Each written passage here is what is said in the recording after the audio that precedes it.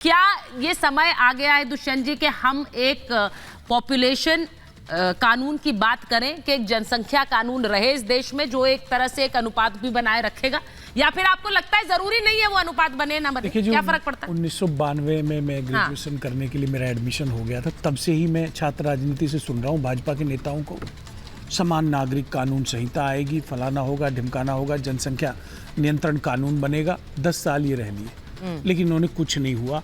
3 चरण के चुनाव में जब पिछड़ गए हैं तो अब ये सारी बातें कर रहे हैं। लेकिन पीएमओ का आपने बड़ा अच्छा मुद्दा उठाया कि भाई ये पीएमओ की सलाहकार परिषद की रिपोर्ट है।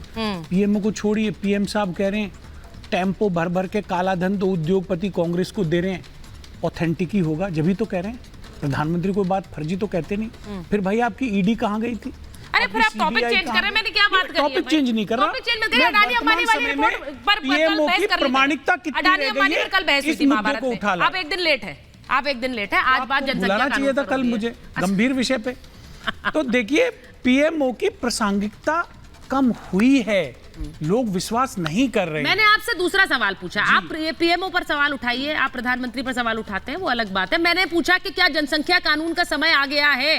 देखिए पहले कास्ट सेंसस होगा, आर्थिक सर्वे होगा, उसका जनसंख्या कानून से क्या लेना देना? अगर कोई समुदाय ऐसा है, मैं बताना चाहता हूं, हम सुझाव देंगे, कोई समुदाय ऐसा है कि उसकी जनसंख्या गिर रही है तो उसको मेंटेन करने के लिए, बार-बार ये बात कहा जाता है कि संसाधनों पर एक स्ट्रेस है, सरकार योजना बनाए, उस पर विचार करने की जरूरत नहीं है। शिवम, आप लोग सिर्फ विचार करते रहेंगे, बोलते रहेंगे बयानों में कि हम एक ला रहे हैं कानून, उसके ऊपर लॉ कमीशन इनवाइट करेगा सुझाव, लेकिन कुछ होगा नहीं।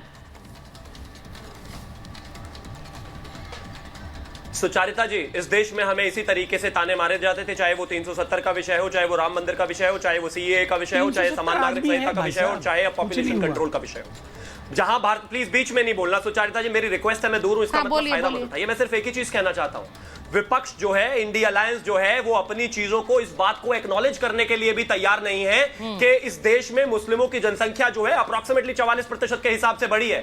मैं हिंदुस्तान और रिपब्लिक के दर्शकों को सिर्फ एक चीज कहना चाहता हूं, डेटा पर भी अगर आप नजर नहीं मारना चाहते मत मारिए, अपने आसपास मार लीजिए, अपने आसपास देख लीजिए, अपने गांव में देख लीजिए, अपने क्षेत्र में देख लीजिए, अपने शहर में देख लीजिए, अपने प्रदेश में देख लीजिए, किस तरीके से जनसंख्या विस्फोट की स्थिति बनी हुई है। भारतीय जनता पार्टी आज इस पर बात कर रही है, पब्लिक डोमेन में यह विषय है, हम इस पर डिबेट करते हैं और डिबेट के बाद इस चीज को भी अप्लाई करेंगे। लेकिन अगर इंडिया अलायंस वालों का बस चले तो वो इस बात को ना मानने को तैयार है कि मुस्लिमों की आबादी बढ़ी है, और ना उनको इस बात से कोई फर्क पड़ता है कि इस देश में कितना भी कश्मीर विषय हो जाए, उनको कोई दिक्कत नहीं है।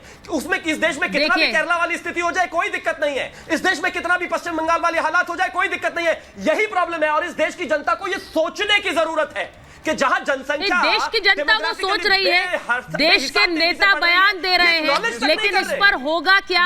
समस्या ये, जैसा मैंने कहा कि हर घर में ये चर्चा होगी, अभी भी होती है, और इसीलिए इसको आगे ले जाने के लिए, या अगर ये अनुपात बनाए रखना या फिर नहीं बनाए रखना ये खतरा है, तो इसके ऊपर क्या होगा ये आप सबको सोचना होगा। मैं एक बात ये भी बताऊं कि आज हैदराबाद में मैं थी और असदुद्दीन ओवैसी से मैंने बात की है। असदुद्दीन ओवैसी मुस्लिम आरक्षण, आबादी बढ़ने को लेकर, इन सब पर उन्होंने खुलकर बात की है। मैं आपको सुनवाना चाहती हूं कि असदुद्दीन ओवैसी ने आज क्या कहा है। असदुद्दीन ओवैसी के सामने तो पहले भी प्रतिद्वंदी खड़े हुए हैं, लेकिन उन्होंने कभी सुर्खियां नहीं बटोरी, कुछ लोगों को तो नाम तक नहीं पता था। नहीं, आप लोग हैदराबाद पार्लियामेंट की पॉलिटिकल हिस्ट्री से वाकिफ नहीं है। ठीक है। वेंकैया नायडू खड़े हुए थे 96 में, और उस जमाने में एक रेबल कैंडिडेट भी था एमआईएम का, और उसकी डेमोग्राफी कुछ और डिफरेंट थी, उसमें चिवड़ला, वखाराबाद, तांडूर था, रंगारेड्डी डिस्ट्रिक्ट था। उसके बावजूद भी अवाम ने एमआईएम कामयाब किया। मेरे ख्याल से 75,000 80,000 से कामयाबी हुई थी एमआईएम की। फिर जितने एमआईएम के खिलाफ बीजेपी के कैंडिडेट्स थे, चाहे वो सुभाष चंद्र जी डिप्टी मेयर थे, आरएसएस का उनका चीफ है, क्या भगवान राव नाम है उनको, वो थे।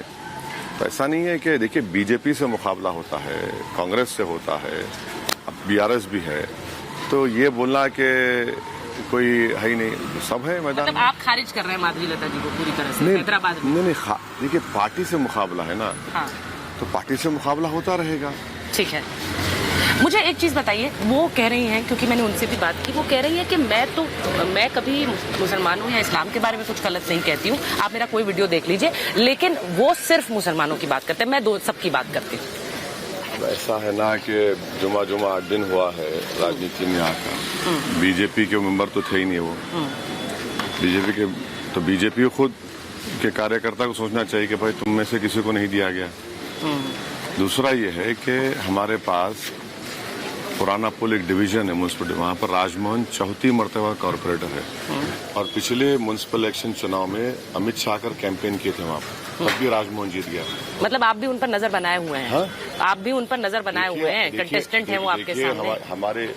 हमारे पास जो है ना, हम सब पे नजर रखते हैं, लोगों को दिखता है कि नजर नहीं रखते, सब पे नजर रखते हैं, बल्कि हमको लोग आके ये भी बोल देते हैं कि साहब इस घर में क्या हो रहा है। हाँ। नवनीत राणा कल आई और उन्होंने वो 15 मिनट वाले वीडियो पर बोला कि 15 सेकंड अगर आप हटा दो तो हम बता देंगे। हटा दीजिए ना, दिखा दीजिए हमको क्या करेंगे आप।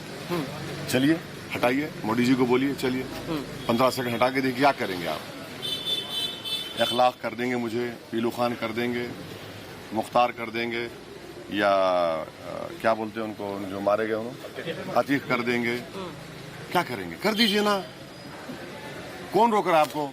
अरे भाई 15 सेकंड आप उनको बोलिए कि मैं आ जाता हूँ, 1 घंटा ठहर जाता हूँ, कर दीजिए, क्यों करना है? हम मौत से डरने वाले नहीं है। वो उस वीडियो के रिएक्शन अरे क्या रे, छोड़िए ना। हाँ। कोर्ट से फैसला हो चुका है। हाँ।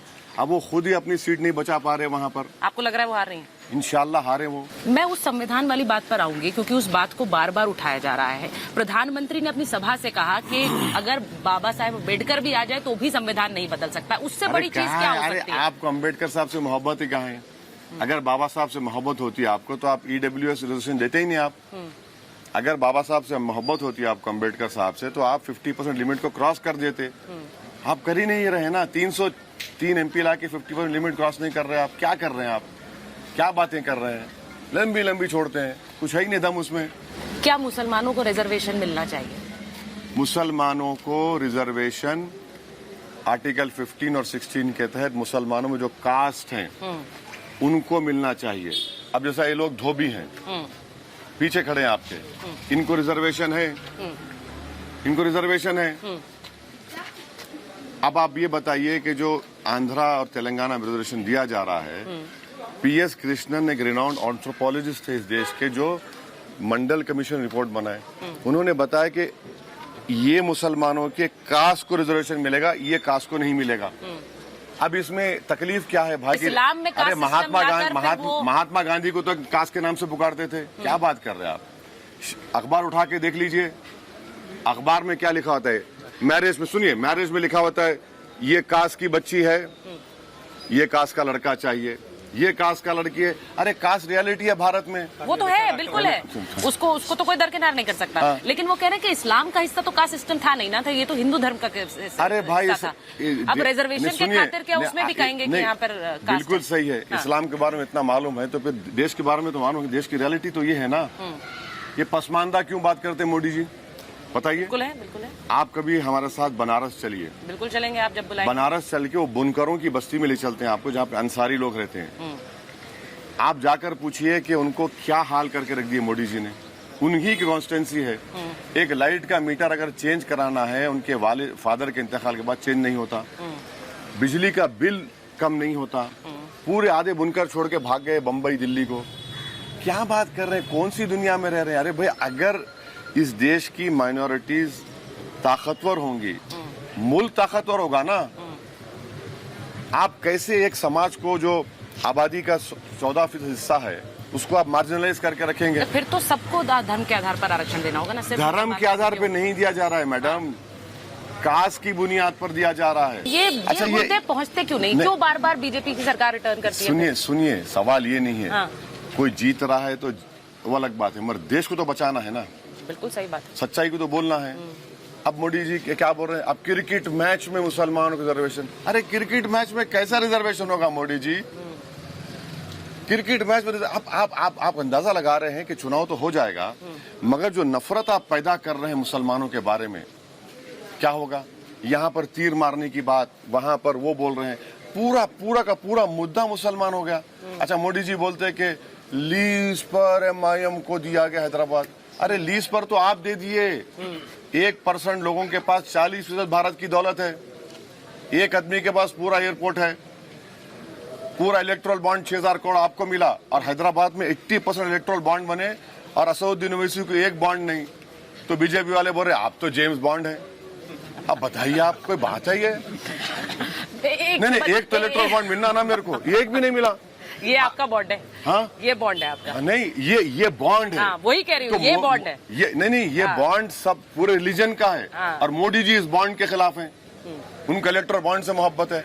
अरे आप बताइए, हम एक गोश्त की दुकान पे गए, अरे बोले माशाल्लाह काम चलता रहो, कुरैशी है वो। आपने कहा काटते रहो। नहीं, तो फिर इसलिए उसको लेकर भावनाएं आहत होने वाला आरोप आप पर लगा। कैसा आहत हो रही है? अगर शराब की दुकान बारे में कोई जाके विजय वाला टन लगा ले, पी ले, मेरे को तू जोगा क्या? अब बोल भाई तू पीने वाला है, मैं क्या करूं? नहीं, गाय भावनात्मक मुद्दा अरे है, गाय की देश नहीं के है हिंदुओं दुकान के लिए, वो, इसलिए। वही तो गाय की नहीं है, बफलो की दुकान है। गाय की नहीं है। गाय कानूनन जुर्म है काटना, हम मान रहे हैं उस बात को, मगर गोश्त की दुकान है। नहीं, बात सिर्फ कहने की नहीं होती, एक सांकेतिक बात भी होती है। तो सांकेतों से बहुत चीजें चलती है, इसीलिए वो बहुत अच्छी बात है आपने की। मोदी जी ने 10 करोड़ का बॉन्ड लिया एक बीफ कंपनी से, वहाँ बीफ जिंदाबाद, और असदुद्दीन ओवैसी गरीब की दुकान पे गया। वो बीफ कौन सी है ये भी तो बताइए? वो काऊ नहीं है, वो भी बफेलो है, ये क्यों नहीं बताते आप? ये भी तो बताइए। बीफ है ना। आप अपने टाइम पे आप कहते हैं बफेलो है, उनके टाइम पे आप ये छुपा जाते हैं। बीफ है ना, बीफ है ना, बीफ से लेंगे आप, और हम एक बीफ की दुकान। फिर आपका वाला भी बीफ है, तो दोनों को जिंदाबाद बोलिए, फिर दोनों जिंदाबाद बोलिए ना। वहां से 10 करोड़ रुपए लेंगे, और एक बेचारा 15-14 घंटे काम करे 500 रुपए ले जाता, आपको तकलीफ है उससे? हिंदू भाइयों में कथिक है, कथिक लोगों को कारोबार करते। क्या हो रहा है भाई? आप इनको ही बंद कराने की बात करते हैं। तो ये चलिए खत्म। असदुद्दीन ओवैसी साहब, बहुत बहुत धन्यवाद आपका समय देने के लिए।